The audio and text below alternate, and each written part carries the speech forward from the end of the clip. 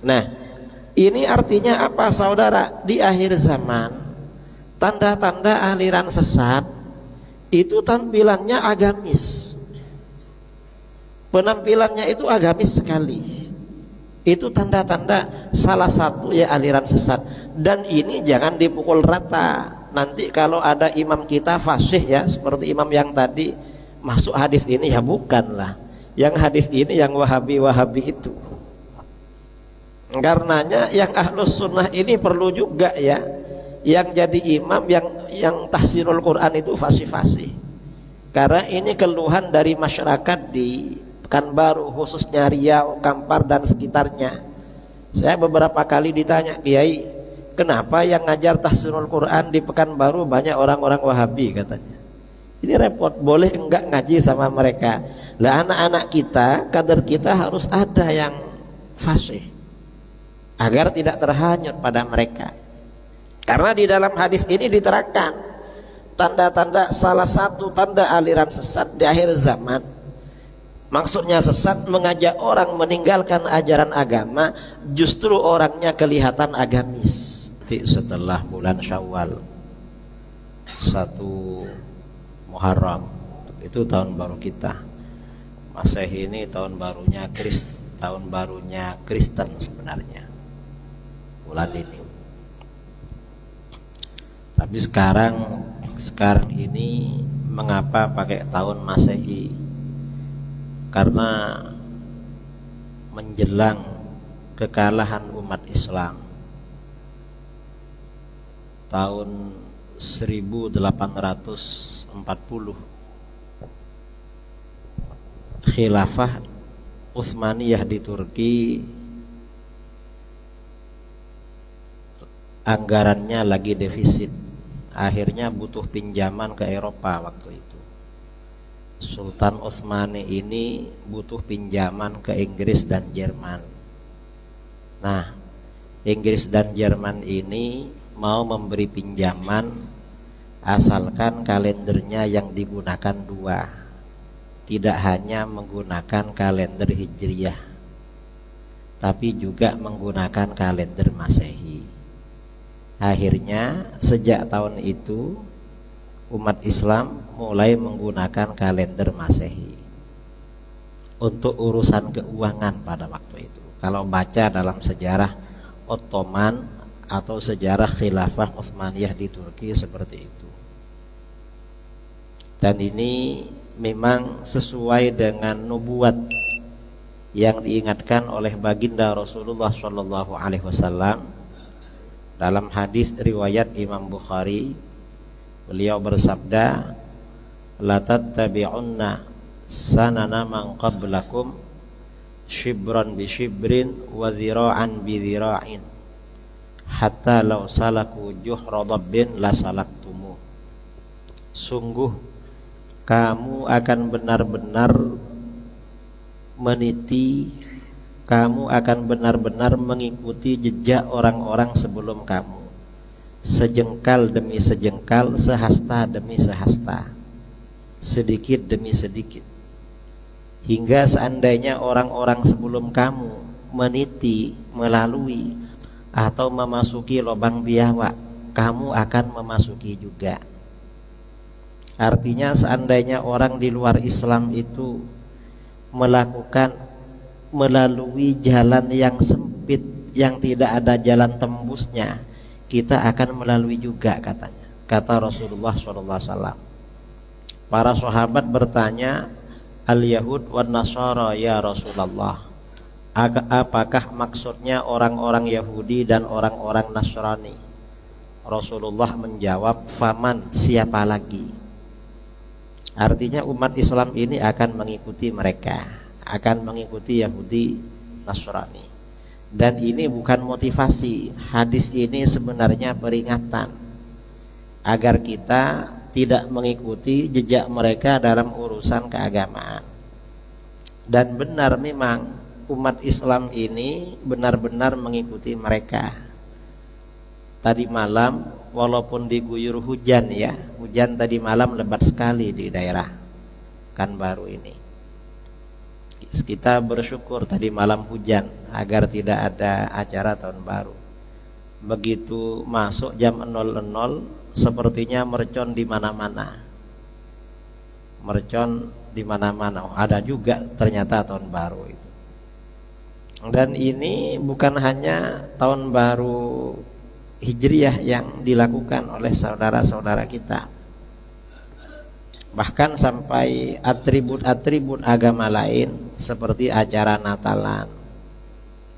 Yang di tempat-tempat umum sekarang ada atribut-atribut Natalan, itu juga diikuti juga. Ini memang benar-benar miris ya terjadi bagi saudara-saudara kita. Ini seperti ini bukan hanya tidak sesuai dengan amalan Al-Quran dan Sunnah, tapi ini memang termasuk pelanggaran karena berkaitan dengan agama lain, mengikuti tradisi agama lain. Ini umat Islam ini mengikuti mereka selangkah demi selangkah. Dulu sebelum Perang Dunia Kedua, sebelum umat Islam ini terpecah belah, fatwa-fatwa ulama dulu, ucapan selamat hari Natal itu hukumnya haram. Mengucapkan selamat hari raya bagi agama lain hukumnya haram. Setelah kemerdekaan, negara-negara Arab ini merdeka, pecah belah, ini mulai ada fatwa-fatwa para ulama, terutama para ulama yang dekat dengan penguasa, memfatwakan boleh mengucapkan selamat hari Natal. Lama-lama mengucapkan selamat hari Natal gak cukup. Akhirnya apa? Ada saudara-saudara kita membantu acara Natalan. Bantunya bagaimana? Menjadi petugas security, keamanan. Lama-lama menjaga di luar gak cukup, akhirnya masuk ke dalam. Masuknya bagaimana? Kalau tahun-tahun kemarin yang masuk ke acara Natalan itu bawa hadroh, bawa rebana, baca sholawat. Yang sekarang ini bukan baca sholawat, tapi nabuh rebana ya, pukul rebana untuk lagu-lagu mereka. Mang ikut terpengaruh ke situ. Dan ini para ulama kita sepertinya banyak yang membiarkan masalah ini, kurang peka, ya mungkin karena tidak tahu atau bagaimana.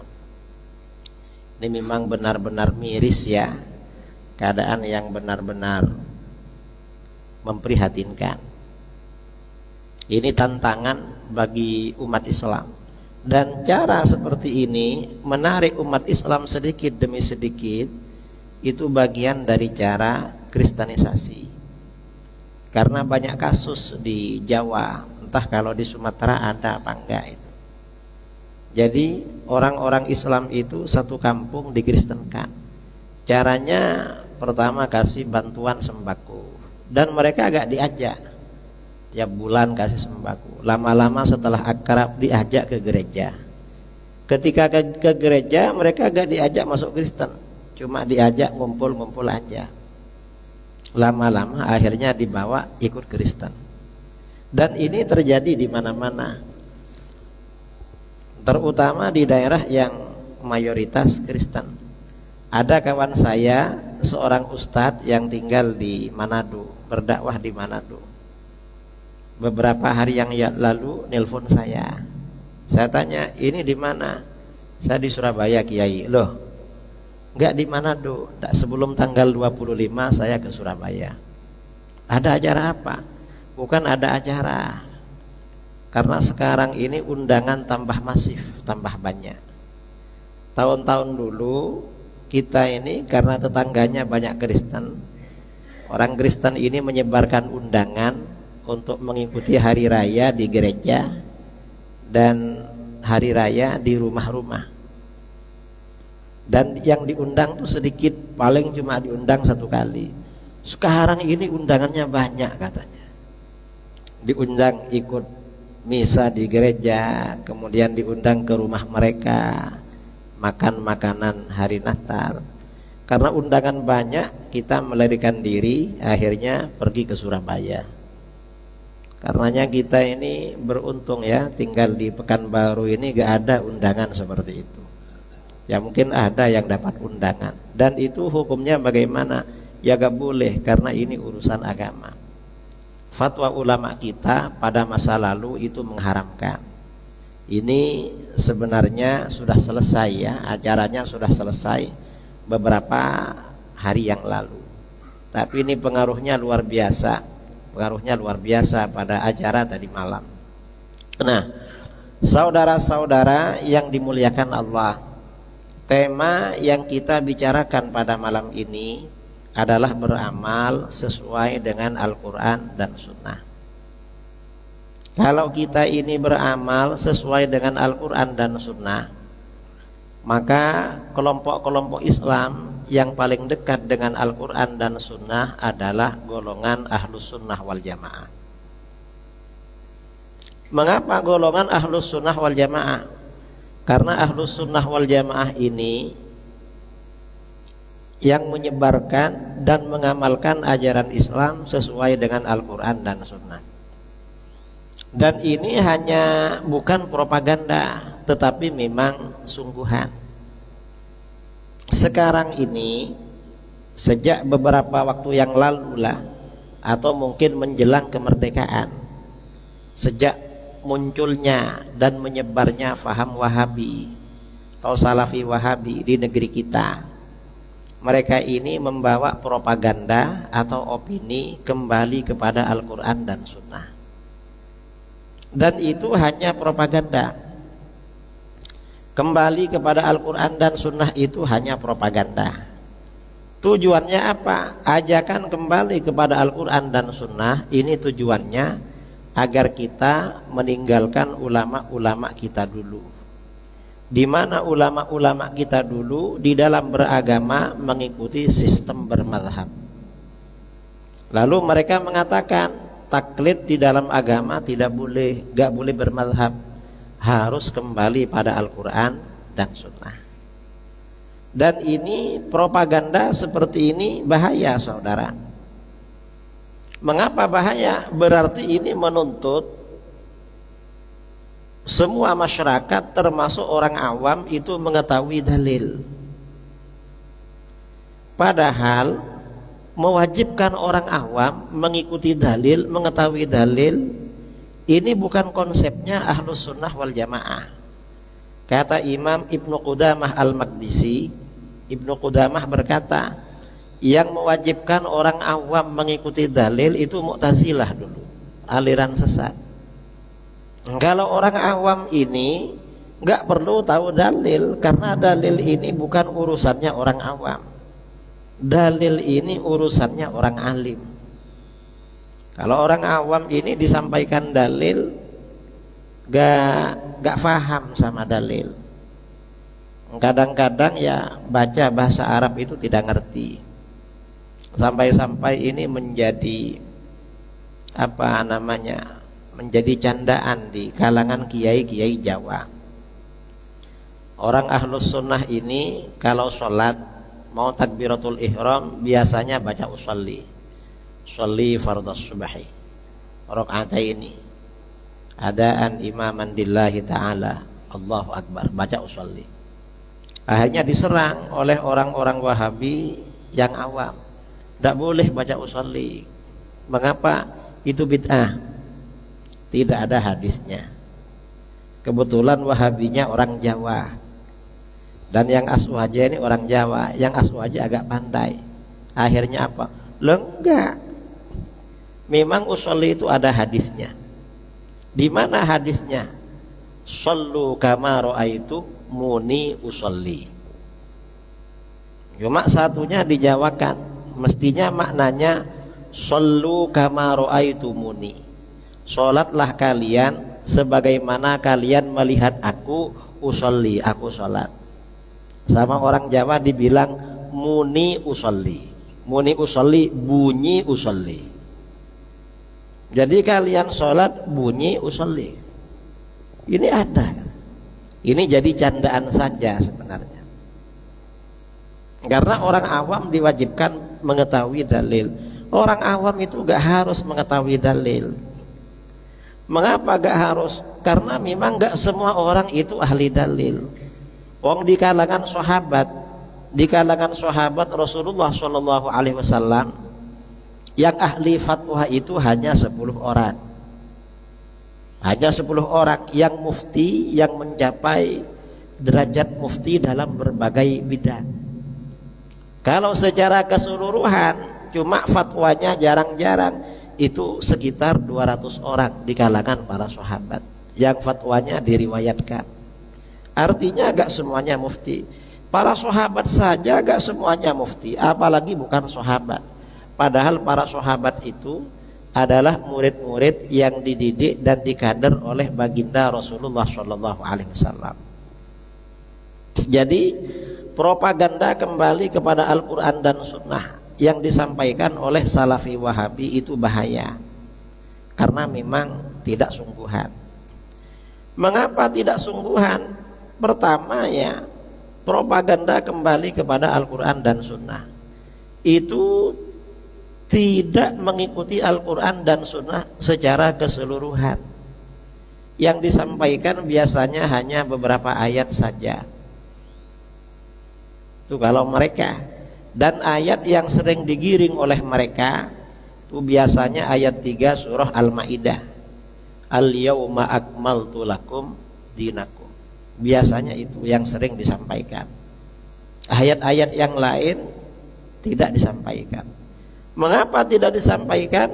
Yang bersangkutan kadang belum pernah belajar tafsir dari awal sampai akhir. Kemudian lagi yang kedua, kembali kepada sunnah juga begitu. Kembali kepada sunnah itu maksudnya bukan kembali kepada kitab-kitab hadis seperti yang dipahami oleh para ulama ahli hadis, bukan. Kembali kepada sunnah itu biasanya hanya beberapa hadis, dan yang paling sering disampaikan hadis oleh mereka itu hadis kullu bid'atin dhalalah. Itu kembali kepada sunnah. Kemudian lagi ini lagi ya, mereka ini mengajak kembali kepada Al-Quran dan Sunnah. Itu pengertiannya ditahrif oleh mereka. Kembali kepada Al-Quran itu maksudnya ayat-ayat Al-Quran yang sudah ditafsirkan secara salah. Kok ditafsirkan secara salah? Ini memang dinubuatkan, disampaikan dalam hadis-hadis Rasulullah Shallallahu Alaihi Wasallam. Salah satu contoh hadis riwayat Imam Ibnu Hibban dari Hudzaifah bin Al-Yaman radhiyallahu an, Rasulullah Shallallahu Alaihi Wasallam bersabda, innama atakhawwafu alaikum rajulun qara'al Qur'an. Sesungguhnya sesuatu yang aku khawatirkan pada kalian adalah seorang laki-laki yang baca Quran. Baca Quran ini bagus, dianjurkan, tapi di sini Rasulullah khawatir. Mengapa khawatir? Berarti di sini ada masalah. Masalahnya di mana? Hatta idza ru'iyat bahjatuhu alaih, hingga ketika orang itu kelihatan indah karena Al-Quran. Kok indah karena Al-Quran? Bacaannya fasih, suaranya merdu, menjadi imam, jamaahnya ramai. Wasara ridaan lil Islam, dan dia menjadi penolong Islam. Qurannya indah, menjadi penolong Islam. Kok penolong Islam? Mungkin mengajar Al-Quran, mengajar tahsinul Quran, buka rumah-rumah tahfidz, membangun masjid, mengajak orang-orang kembali ke masjid. Setelah begitu ghayyarahu ila masya Allah, orang tersebut merubah ajaran Al-Quran pada apa yang Allah kehendaki. Ajaran Al-Quran dirubah saudara. Setelah ajaran Al-Quran dirubah, fansalakha minhu wa nabadhahu wara'a dhahri, lalu dia melepaskan dirinya dari ajaran Al-Quran, dan ajaran Al-Quran dia lempar jauh-jauh ke belakang. Fasa'a ila jarihi bisayf, lalu dia menyerang tetangganya dengan pedang. tetangganya dibunuh dengan pedang. Mengapa diserang dengan pedang? Waramahu bisyirki, dan dia menuduh tetangganya telah syirik. Para sahabat bertanya, ya Nabi Allah, ayyuhuma aula bisyirki, ar-rami amil marmi.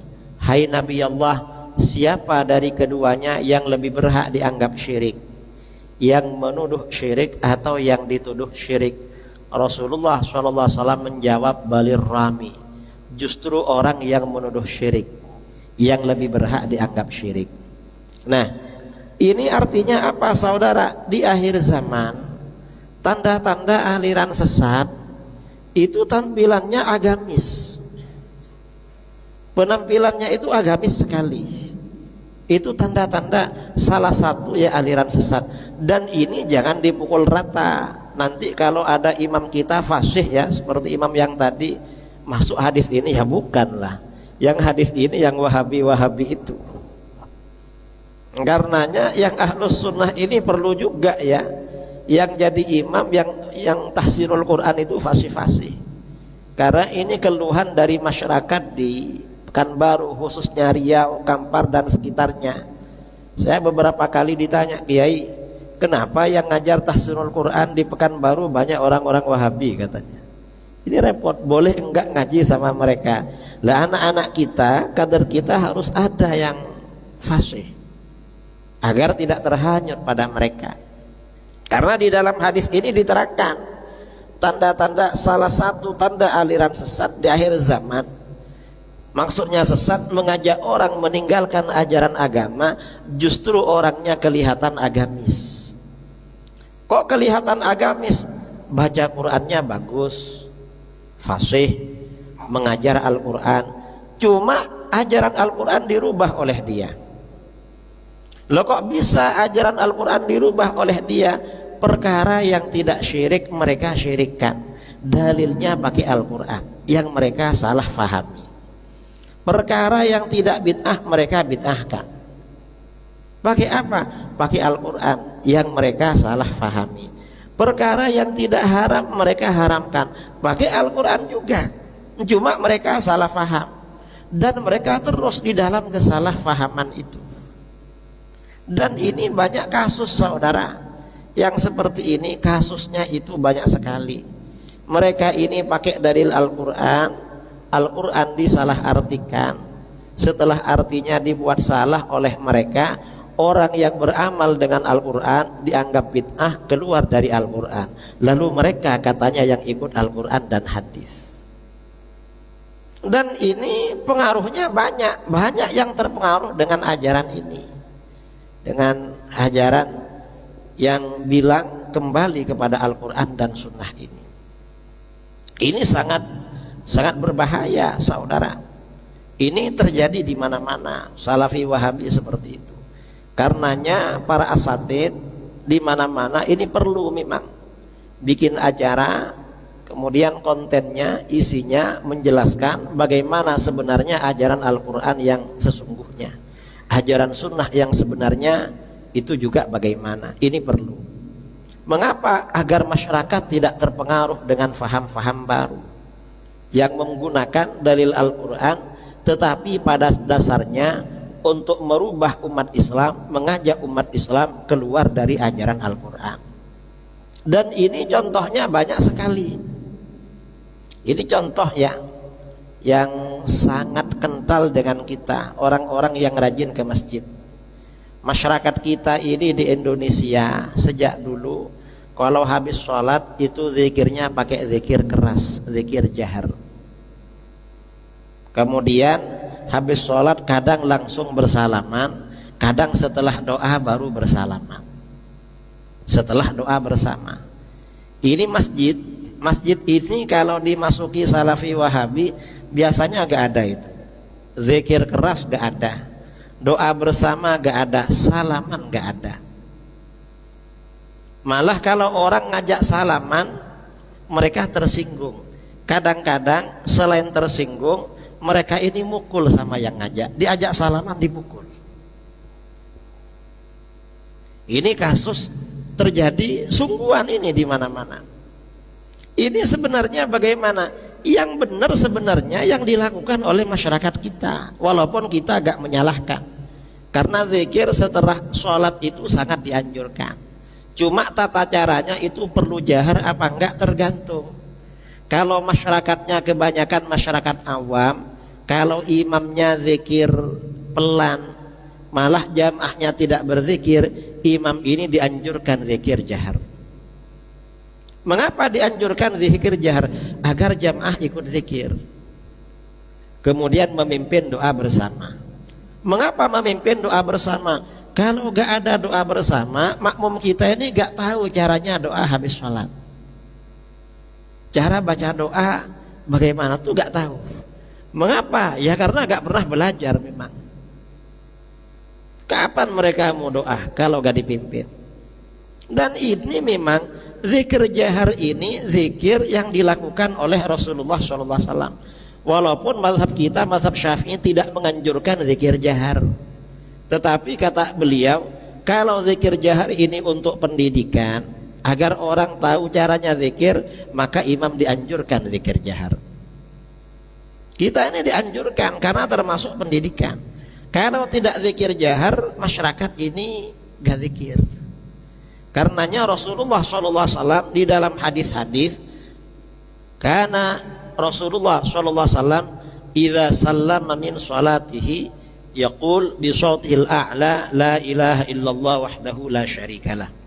Rasulullah SAW apabila mengucapkan salam dari salatnya, beliau berzikir dengan suara yang paling nyaring.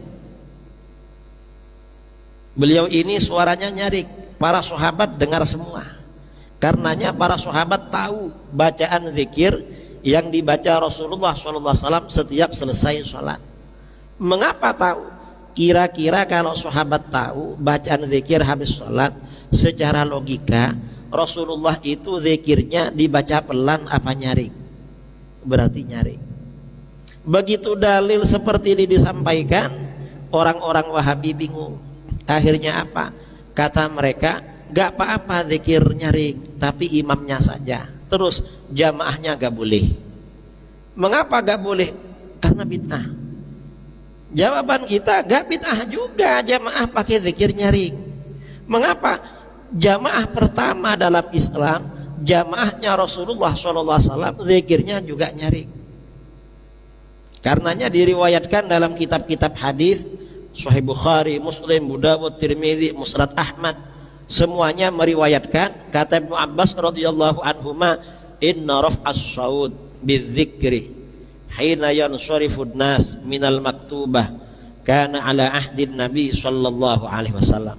Sesungguhnya mengeraskan suara dengan zikir ketika orang-orang selesai sholat 5 waktu itu berlaku pada masa Nabi sallallahu alaihi wasallam. Artinya para sahabat itu zikirnya jahar juga. Dan ini yang lucu saudara, jamaah salafi wahabi kalau bermakmum di masjid kita, mereka biasanya milih shaf paling depan di belakang imam. Begitu imamnya baca zikir nyaring, mereka langsung demo turun duluan. Ini banyak kasus, sehingga di daerah saya pernah gaduh dulu. Ada sekolah perguruan tinggi wahabi, kalau sholat zuhur mahasiswanya tuh ke masjid-masjid sekitar dan berdiri di depan. Begitu zikir langsung turun duluan. Maksud mereka apa? Maksud mereka ini hajar. Saya tanya sama mantan wahabi, kenapa orang-orang wahabi begitu? Itu kami dulu kiai katanya. Kenapa? Hajar. Hajar itu artinya melawan kemungkaran. Saya bilang yang mungkar mereka sebenarnya, bukan kita. Mengapa mungkar? Karena di dalam Sahih Bukhari, Imam Bukhari itu menulis bab qiyamin nas, babun tidharin nas qiyamal imam al-alim. Bab ini menjelaskan bahwa jamaah itu beranjak dari tempat sholat menunggu imamnya. Imam bangun baru jamaah bangun, itu yang sunnah. Kata para ulama, jamaah ini meninggalkan tempat sholat berjamaah itu kapan? Ulama khilaf, ada yang mengatakan kalau imamnya berdiri baru jamaah ikut berdiri. Ada yang mengatakan imamnya berdiri duluan baru jamaahnya. Ada yang mengatakan bareng. Kalau yang berdiri duluan, imamnya belum berdiri, lalu jamaahnya berdiri duluan, ini namanya tidak sesuai sunnah namanya. Tapi gak apa-apa kalau memang ada hajat. Itu dalam Sahih Bukhari diterangkan seperti itu. Nah, mengapa makmum ini menunggu imam untuk berdiri dari tempat sholat? Karena para sahabat dulu begitu. Rasulullah SAW setelah salam Rasulullah baca zikir, baca doa. Rasulullah baca zikir dan doa. Yang para sahabat ya ikut memang, nggak turun. Baru faidza qam, dalam hadis riwayat Al-Bukhari ya dari Ummu Salamah, faidza qama Rasulullah sallallahu alaihi wasallam qamar rijal. Apabila Rasulullah SAW telah beranjak berdiri dari tempat sholat, maka jamaah laki-laki baru berdiri. Itu caranya, bukan meninggalkan duluan.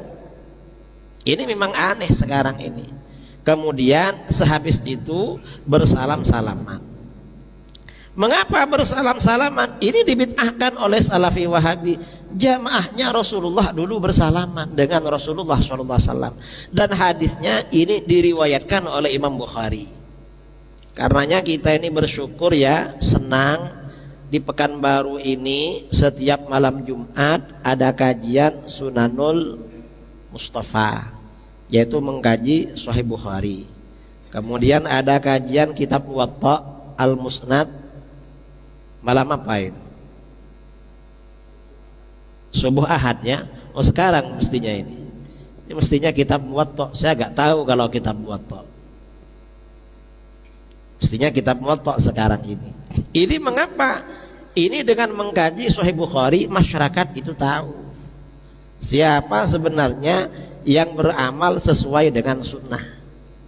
Dan ini bukan hanya tata cara zikir setelah sholat yang dibid'ahkan oleh mereka, yang diajak kembali pada Quran dan hadis. Sampai sholat pun juga begitu. Masyarakat kita ini dari dulu sebelum sholat Jumat biasanya sholat qobliyah Jumat. Kalau masjidnya Salafi Wahabi ada nggak sholat qobliyah Jumat? Nggak ada ya, nggak ada sholat qobliyah Jumat. Kalau kita ini azan Jumatnya berapa kali? 2 kali. Mereka 1 kali. Kita mengapa 2 kali? Kita ini 2 kali karena dalam Sahih Bukhari azan 2 kali. Riwayat Imam Bukhari, azan yang pertama yang kita lakukan itu tambahan dari salah seorang khulafaur rasyidin, yaitu Sayyidina Utsman bin Affan radhiyallahu an. Mereka gak mau azannya Sayyidina Utsman, gak mau azannya Sayyidina Utsman, mereka tidak mau, gak mau sholat qobliyah Jumat. Sudah dibuatkan azan 2 kali, mereka gak mau. Dan yang membuat Sayyidina Utsman, gak mau mereka. Lalu qobliyah Jumat gak mau juga. Mengapa gak mau? Kata mereka tempatnya di mana? Sholat ya setelah azan pertama itu baru sholat qobliyah Jumat. Sudah ada. Dan Imam Bukhari menganjurkan sholat qobliyah Jumat. Makanya di Sahih Bukhari ada hadis, ada bab ya, babus sholati rak'atain qoblal jum'ah wa ba'daha rak'atain. Bab anjuran sholat sunnah qobliyah Jumat 2 rakaat dan ba'diyah Jumat 2 rakaat. Dan Imam Bukhari di situ dalilnya, dalil sholat qobliyah Jumat yang pertama dalil umum ya, dalil umum itu dalil anjuran sholat antara azan dan iqamah. Yang kedua dalil khusus cuma pakai kias, dikiaskan dengan sholat qobliyah zuhur. Artinya apa? Yang kita lakukan di Indonesia warisan dari ulama-ulama dulu bermadhab dengan madhabnya Imam Syafi'i, ini sudah sesuai dengan Al-Quran dan Sunnah. Kita tidak perlu ragu-ragu, tidak perlu galau, dan tidak perlu terpengaruh dengan faham baru yang tidak sesuai dengan ajaran Ahlus Sunnah wal Jamaah. Kita ikut ulama-ulama kita dulu, para buya yang hidup pada masa Sultan Syarif Qasim, di mana para ulama Riau ini, kalau saya perhatikan ulama-ulama Riau yang dulu itu bukan belajar di sini, tapi belajarnya ke Arab. Saya jumpa ustadz-ustadz itu ada yang kakeknya katanya alumni Mekah pada masa dulu sebelum kemerdekaan. Artinya memang dari Arab, bukan Arab yang sekarang ini, tapi Arab yang benar pada masa dulu.